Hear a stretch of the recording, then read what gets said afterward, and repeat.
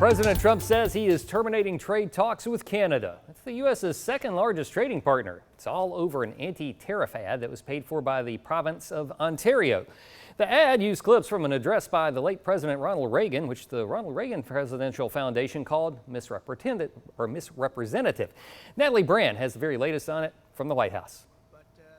They're actually on television taking ads. Days after calling out Canada over a new ad about tariffs, President Trump upped the ante Friday morning, posting, "Canada cheated and got caught." The way to prosperity for all nations is rejecting protectionist legislation and promoting fair and free competition. America's jobs and growth are at stake.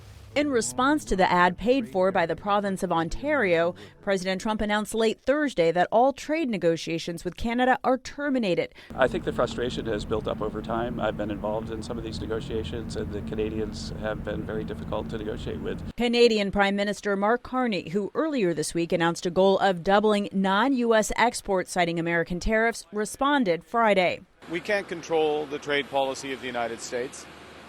We recognize that policy has fundamentally changed. But he kept the door open to negotiations on specific sectors, including steel, aluminum, and energy. We stand ready to pick up on that progress and build on that progress when the Americans are ready to have those discussions.